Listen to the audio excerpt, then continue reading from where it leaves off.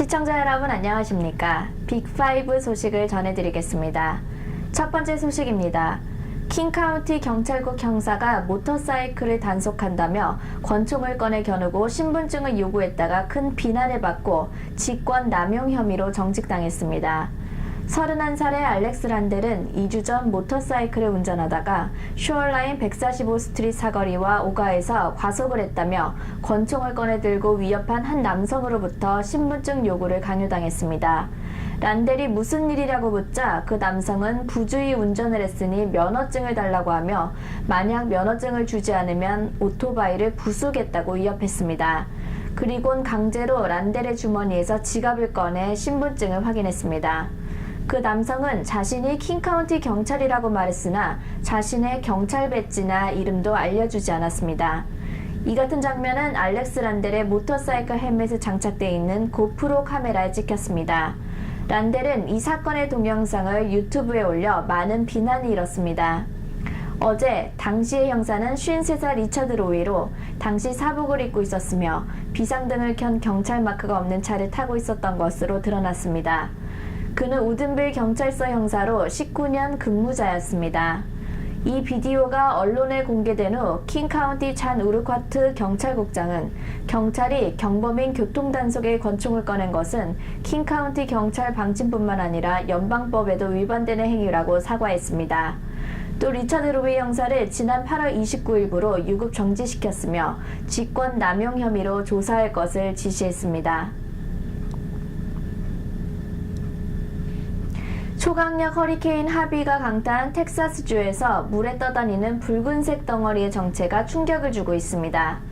어제 가디언 등에 따르면 하비가 휩쓴 텍사스주 하천 곳곳이나 홍수로 물이 고인 곳에서 붉은색 부유물이 눈에 띄고 있습니다. 이 부유물은 불개미들로 홍수에서 살아남기 위해 똘똘 뭉친 것이었습니다. 불개미들은 비가 많이 오면 집단으로 뗏목을 형성합니다. 여왕개미와 유충을 중심에 두고 최대 수십만 마리가 그물망처럼 촘촘하게 만든 이 뗏목은 물이 통과할 수 없을 정도로 견고한 것으로 전해졌습니다. 전문가들은 불개미 뗏목을 발견하면 절대 손을 대지 말라고 경고했습니다. 불개미는 공격적인 성향이 강해 집단 행동을 하며 물리면 1시간가량 통증이 계속되고 잘못될 경우 2차 감염으로 이어질 수 있습니다. 불개미 뗏목은 수주에 걸쳐 서서히 분해됩니다. 뗏목을 이룬 불개미들은 일주일 또는 더 긴 시간 동안 살아남을 수 있는 것으로 알려졌습니다. 한편 할비로 인해 큰 홍수가 발생해 많은 인명과 재산 피해 그리고 수재민들이 발생한 가운데 킹카운티에서도 이 같은 홍수 피해가 있을 것으로 우려되고 있습니다. 킹카운티 당국은 현재 큰 홍수가 발생한 텍사스 남동 지역처럼 태평양 북서 지역에 있는 킹카운티도 이 같은 홍수재해가 발생할 수 있다며 주민들이 텍사스 홍수재해를 교훈으로 삼기를 당부했습니다. 킹카운티는 8년 전 홍수 피해가 작거나 아주 크게 일어날 것을 예방하기 위해 홍수 조절국을 설정했습니다. 또 홍수 발생 우려 지역에 제방이나 둑 등 홍수 조절 인프라를 설치하는 프로그램에 현재까지 재산세 5억 달러를 투입했습니다. 현재 킹카운티의 경우 4개의 주요 저수지들은 붕괴할 우려가 없는 것으로 알려졌습니다. 그러나 그린리버 밸리에서 홍수가 발생하면 워싱턴주 경제에 8분의 1 정도의 큰 피해를 주고 수많은 인명과 재산 피해도 예상되고 있습니다. 특히 홍수 피해가 주택에까지 발생하면 카펫부터 단열재, 벽체, 개인용품 등 모든 것이 썩어져 집이 폐허가 된다고 전문가들은 말하고 있습니다. 당국은 비록 홍수 피해가 발생해도 홍수 보험이 있으면 정신적으로 이를 극복할 수 있을 것이라고 강조했습니다. 현재 킹카운티의 경우 연방 특별 규정으로 인해 홍수 보험을 35에서 40% 할인해주고 있습니다. 경기가 좋고 부자들이 많이 살고 있는 시애틀이 알려져 있지만 실질적으로 납세 신고자 52%는 연 5만 달러 이하의 소득자인 것으로 나타났습니다. 시애틀 타임즈가 어제 보도한 바에 따르면 지난 2014년 시애틀 주민 41만 9천 명이 납세 신고를 했습니다.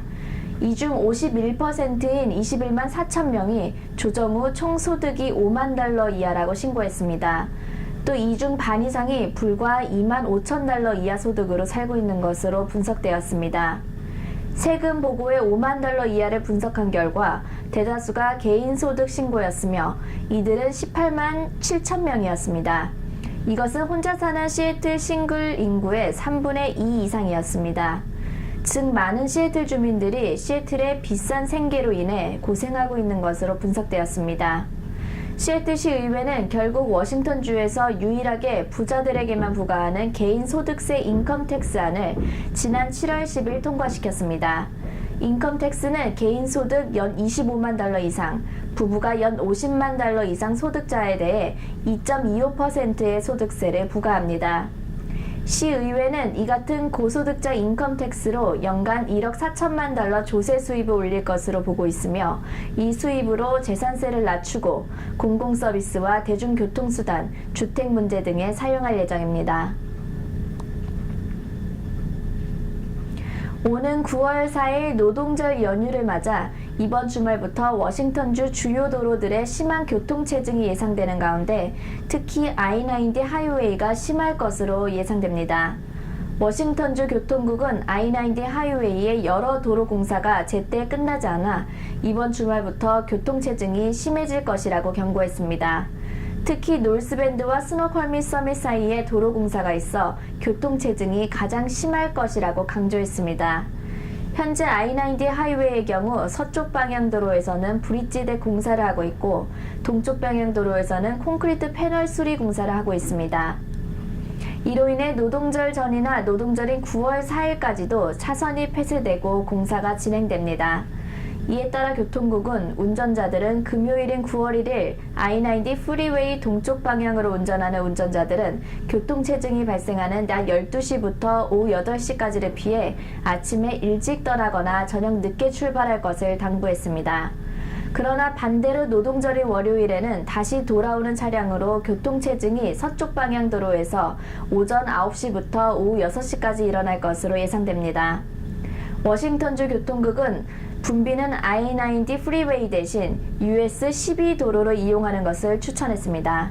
당국은 그 도로에도 도로 공사가 있으나 노동절에는 공사를 하지 않기 때문에 영향이 없을 것으로 전망하고 있습니다. 이어서 한인 소식입니다. 이진영 워싱턴주 상원의원 후보 후원의 밤이 오는 9월 6일 오후 6시 30분 우든빌 소재 매튜스 와이너리에서 열립니다. 참가 후원금은 1인당 $100 이상이며 참석 여부를 미리 알려주어야 합니다. 이진영 후보가 출마한 상원 선거는 워싱턴주 상원 다수당을 결정하는 가장 중요한 워싱턴주 상원 45지구 선거입니다. 이상으로 빅5 소식을 모두 마치겠습니다. 함께해 주신 여러분 고맙습니다.